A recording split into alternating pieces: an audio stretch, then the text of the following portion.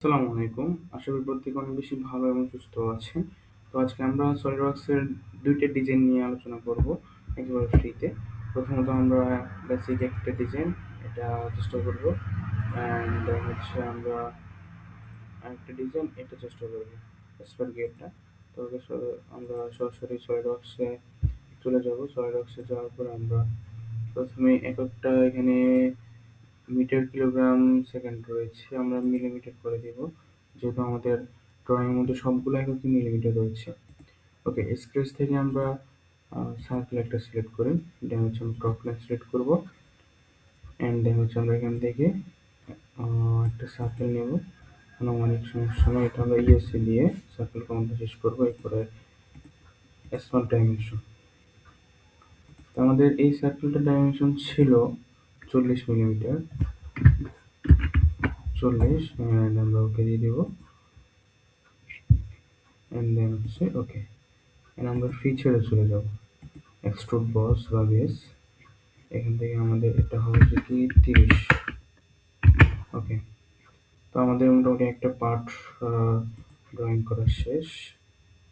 আমরা একটা part drawing করবো, জুম টু ফিট। এখানে সিলেক্ট করে আমরা স্কেচ করবো একটা সার্কেল। তো এখানে আবার একটা সার্কেল আমরা ড্র করব। ইএসসি দিয়ে কমান্ডটা এন্টার করব। ইজি, সবগুলো একেবারে ইজি বিষয়। এরপর হচ্ছে এটা আবার সেম স্কেল ডাইমেনশন, এটা হচ্ছে কি আমাদের 20 মিলিমিটার এন্টার। ওকে, ওকে ফাইন। এবার হচ্ছে আমাদের আবার ফিচারে গিয়ে আমরা এক্সট্রুড প্রসেস সিলেক্ট করব। সিলেক্ট করার পরে আমাদের এটাও সেম ভাবে 30 সিলেক্ট করা আছে অটোমেটিক। আমরা এটাও সিলেক্ট করে দিব। তো ওকে, আমাদের অলরেডি কাঙ্ক্ষিত ডিজাইনটি প্রস্তুত হয়ে গেছে। আমরা এটা একটু যদি ফ্রন্ট ভিউ দেখি, এটা এরকম দেখাচ্ছে। ওকে, আমরা যদি এখন এটাতে কালার করতে চাই তাহলে কালার করতে পারো। ব্রাশ এক্সট্রুড টু বোর্ডটাতে থাকলো। এরপর হচ্ছে আমরা এখান থেকে যেতে পারি। এখান থেকে যাওয়ার পরে আমরা এটাকে যে কালার করব, ওই কালারটা এখানে অনেকগুলো কালার আসছে। আমরা চাইলে এই কালারটা দিতে পারি। দিয়ে ওকে, উপরে আসে না, উপরেটাতে আমরা একটু সিলেক্ট করে দিব। ওকে, এন্ড দেন হচ্ছে আমরা এক্সট্রুড বক্স 1 সিলেক্ট করে এবার নিচেরটাতে কালার করব। তো নিচেরটাতে কালার করার জন্য আমরা যখন একটা কালার সিলেক্ট করি, গ্রিন সিলেক্ট করলাম। ওকে, আমাদের নিচেরটা কালার হয়ে গেল। অলরেডি আমাদের কাঙ্ক্ষিত ডিজাইনটি প্রস্তুত। ওকে ফাইন, আমরা এখন এই স্কয়ার গিয়ারটা আঁকার চেষ্টা করবো ইনশাআল্লাহ। তো এখানে যদি আমরা একটু লক্ষ্য করি তাহলে দেখতে পারবো যে এখানে 1টা 2টা 3টা এবং এই তীরগুলো সহ টোটাল 4টা সার্কেল রয়েছে। তো আমরা সলিডওয়ার্কসে চলে আসি, আমরা 4টা সার্কেল আঁকি। 4টা সার্কেল আঁকার জন্য আমরা টপ লাইন নিয়ে নিব। এন্ড দেন হচ্ছে এখান থেকে এনে জাস্ট ছেড়ে দিব, টেনে ছেড়ে দিব। আমি ডাইমেনশন পরে দিব, সমস্যা নেই, বাট আমরা 4টা সার্কেল কমপ্লিট করে নিই। ওকে, আমাদের সার্কেল 4টা কমপ্লিট। এন্ড আমরা যদি একটু লক্ষ্য করি এখানে এককগুলো রয়েছে মিটারে, আমরা মিলিমিটারে দিয়ে দিই। কজ আমাদের স্ক্রেচে যে মাপগুলো রয়েছে এটার মধ্যে মাপগুলো মিলিমিটারে রয়েছে। তো আমরা এটার জন্য আবার এডিট স্ক্রেচে চলে যাব। দেন স্ক্রেচ থেকে স্মার্ট ডাইমেনশন। তো আমাদের এটার মাপ ছিল 30 মিলিমিটার। এন্টার। এটা ছিল 40.5।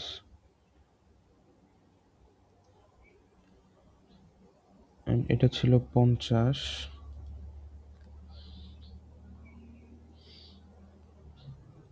একেবারে শেষেরটা ছিল আমাদের 60। এন্টার। ওকে, আমরা এখন স্ক্রেচ থেকে একটা সেন্টার লাইন নিয়ে নিব। তো সেন্টার লাইন নেওয়ার জন্য সেন্টার লাইন সিলেক্ট করে আমরা এখান থেকে একেবারে এখানে, আপনারা যদি একটু লক্ষ্য করে দেখতে পারবেন যে এখানে আমার কার্সারের নিচে একটা ছোট চিহ্ন হলুদের মতো দেখাচ্ছে। এটা হচ্ছে ট্যানজেন্ট চিহ্ন। এই চিহ্নটা আসার মানে হচ্ছে আমার লাইনটা 180 ডিগ্রি হয়েছে। তো এটা যতক্ষণ না আসবে, এই যে দেখেন উপর দিকে নিলে নিয়ে নিচের দিকে এই 180 ডিগ্রি হচ্ছে মানে কি আমার ট্যানজেন্ট চিহ্নটা আসছে। তো আসার পরে আমরা ছেড়ে দিব। অ্যান্ড দেন হচ্ছে ইএসসি দিয়ে কমান্ডটা এন্ড করে আবার আরেকটা সেন্টার লাইন নিয়ে নিব। সেমভাবে এখানে এই যে ট্যানজেন্ট চিহ্ন আসছে মানে আমার এটা 190 ডিগ্রি রয়েছে বা 180 ডিগ্রিতে রয়েছে।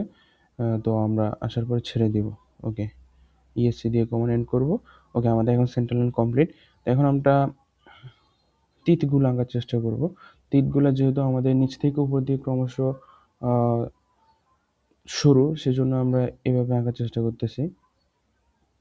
ওকে, ইএসসি অ্যান্ড দেন হচ্ছে আমরা আবার নিব এদিক থেকে এই ইএসসি। ওকে, আমাদের ইএসসি দিয়ে কমান্ড এন্ড করব অ্যান্ড দেন হচ্ছে আমরা কন্ট্রোল দিয়ে এই লাইন, এই সেন্টার লাইন এবং এই তিনোটা লাইন সিলেক্ট করে এদের মাঝে একটা সম্পর্ক দিব, সিনেমেট্রিক সম্পর্ক। এখন এই সিনেমেট্রিক সম্পর্কটা দেওয়ার মূল কারণ হচ্ছে আমাদের এই দুইটা লাইনের সাথে সেন্টার লাইনের মধ্যে একটা সম্পর্ক স্থাপন হওয়া। না হলে আপনি যখন মাপ দিবেন তখন মাপগুলো অন্যরকম হয়ে যাবে, তিত আকারে বসবে না। এখন আমরা আবার ট্রিম এন্টিটিসে গিয়ে বাড়তি অংশটা কেটে দিব।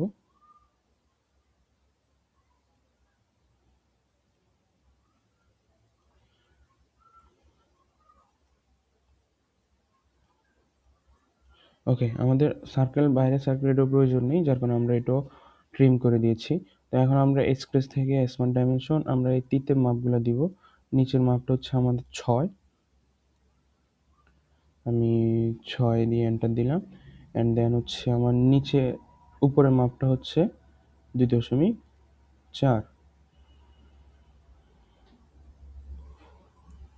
ওকে, আমার তিতটা কমপ্লিট। এখন আমরা এখানে ড্রয়িং যদি লক্ষ্য করে দেখবো যে টোটাল 20টা তিত রয়েছে। তো সেমভাবে আমি এখানে এখন 20টা তিত আঁকবো। 20টা তিত আঁকার জন্য আমরা এখন কন্ট্রোল দিয়ে এই তিনটা লাইন সিলেক্ট করব। সিলেক্ট করার পরে স্কেচে গেলে, সরি আমাদের একটা লাইন সিলেক্ট হয় নাই, আমরা কন্ট্রোল দিয়ে তিনটা লাইন সিলেক্ট করব। সিলেক্ট করার পরে আমরা স্কেচে গিয়ে এই যে লিনিয়ার স্কেচ প্যাটার্ন একটা অপশন আছে, এখানে ড্রপ ডাউন রয়েছে। ড্রপ ডাউন থেকে আমরা সার্কুলার স্কেচ প্যাটার্নে সিলেক্ট করব। আমরা অলরেডি দেখতে পাচ্ছি এখানে 4টা তীত তৈরি হয়ে গেছে, কিন্তু আমাদের প্রয়োজন 20টা। আপনি যতগুলো চাইবেন ততগুলো দিতে পারবেন। এন্টার। আপনি যদি বলেন এখানে আপনি আরও বেশি দিবেন, ওই বক্সে গিয়ে জাস্ট আপনার অ্যামাউন্টটা দিবেন, আপনি আপনার কাঙ্ক্ষিত তীতগুলো পেয়ে যাবেন। অ্যান্ড দেন হচ্ছে আমরা আবার ট্রিম করব। কোনটা ট্রিম করবো আপনারা দেখবেন একটু পরে। এই যে দেখেন, আমরা এই যে নিচে তিতের নিচের অংশটা আমাদের প্রয়োজন নেই, যার কারণে আমরা এটাও ট্রিম করে দিব।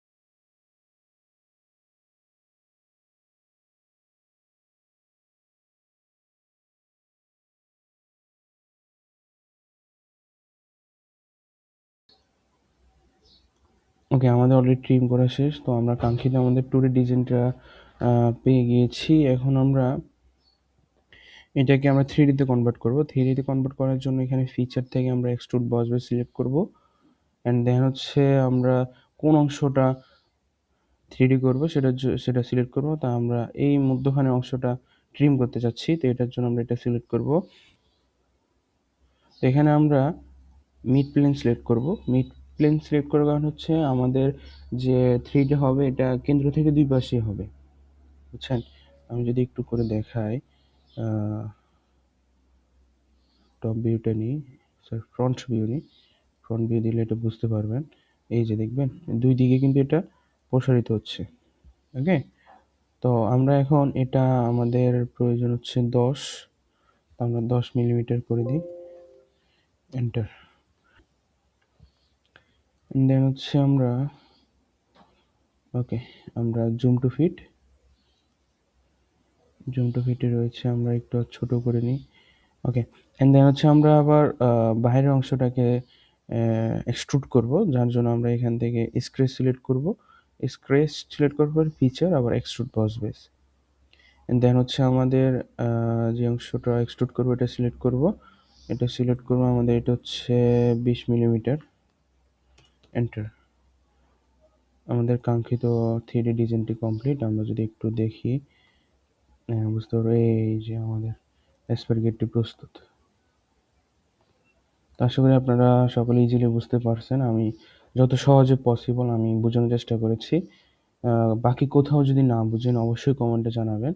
চেষ্টা করব ওই সমাধানগুলো নিয়ে আরেকটি ভিডিও নিয়ে আসার জন্য। তো ততক্ষণ পর্যন্ত সকলে ভালো থাকবেন।